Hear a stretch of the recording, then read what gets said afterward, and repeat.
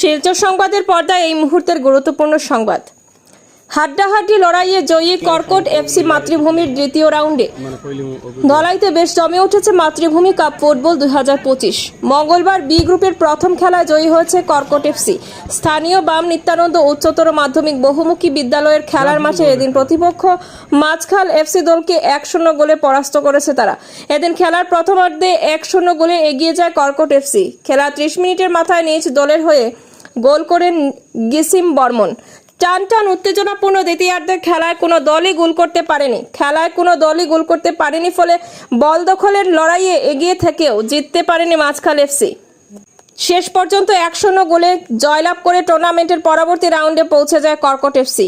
এদিন সেরা খেলোয়াড় নির্বাচিত হন গিসিম বর্মন। তার হাতে পুরস্কার তুলে দেন এদিনের আমন্ত্রিত অতিথি প্রাক্তন ফুটবলার তুষারকান্তি বর্মন ও ইন্দ্রজিৎ সিং। উল্লেখ্য, এদিনের খেলা পরিচালনা করেন শঙ্কর ভট্টাচার্য, কমরুজ্জামান লস্কর, প্রবীণ বর্মন ও এলমিন খাসিয়া। বুধবার বি গ্রুপের দ্বিতীয় খেলার মধ্যে খুলিচোরা এফসি ও ডিব্রু হাসম ক্লাব শেওড়ার তল পরস্পরের মোকাবিলা করবে বলে জানান আয়োজক মাতৃভূমির ক্রীড়া সম্পাদক Pinku Barman. News desk report, Silchar সংবাদ। আমরা দেখেছি কর্কট এফসি যে দলটা, সেখানে মিজোরামের সাইফাইয়ের কিছু মিজু প্লেয়ার, ডিমাসা প্লেয়ার এবং বাঙালি প্লেয়ার রয়েছে। সংমিশ্রণে তারা ভালো একটা কম্বিনেশন নিয়ে এখানে এসেছে। এবং বিপক্ষ দল ওয়াইসি মাসকাল যেটা দল রয়েছে, তারাও কিন্তু একটা নড়ে বড় দল নয়। আমরা প্রথমার্ধে দেখেছি, উভয়ের খেলা দেখেছি, তারা কিন্তু বলের লড়াইয়ে কেউ কাউকে জমিয়ে 1 ইঞ্চি দিতেও রাজি নয়। তো প্রথমার্ধের একেবারে শেষ লগ্নে আমরা একটা গোল দেখতে পেয়েছি মাত্র, যেটা হয়তো পরিশোধ করে নিতে পারে মাসকাল এফসি। আর ওই জায়গায় বলবো যে যেহেতু এটা একটা নকআউট ফুটবলে আপনার একবার হেরে গেলেই কিন্তু কম্বল কেতা আপনার গুছিয়ে নিতে হবে, সে কথাটা মাথায় রাখতে হবে। এবং সে কথাটা আমি দেখতে পাচ্ছি এখানে কর্কট এফসি কিন্তু 4-3-3 ছকে খেলছে, মানে ডিফেন্সে 4 জন রাখছে, 3 জন মাঝ মাঠে এবং ফরওয়ার্ডে 3 জন রেখেছে।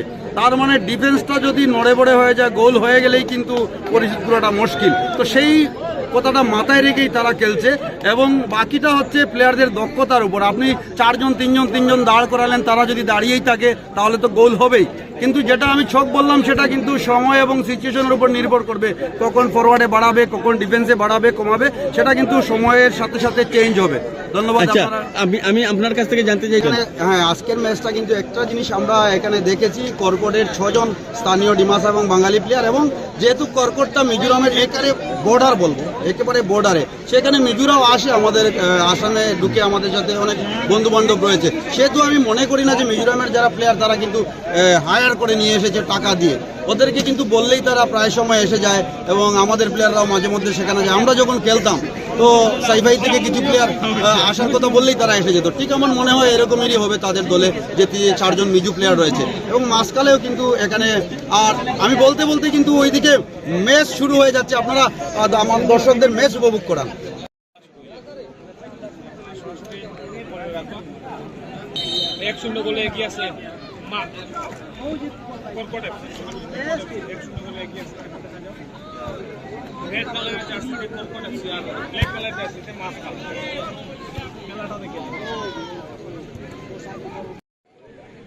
সময় করে ওগুলো ইয়ারে দেখিলে মানে কইলে অভিযোগ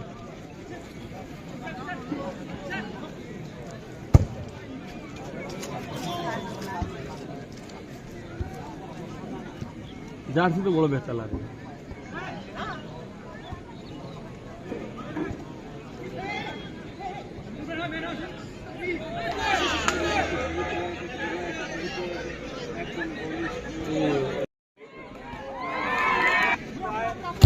হাড্ডাহাড্ডি লড়াই শুরু হয়ে গেছে।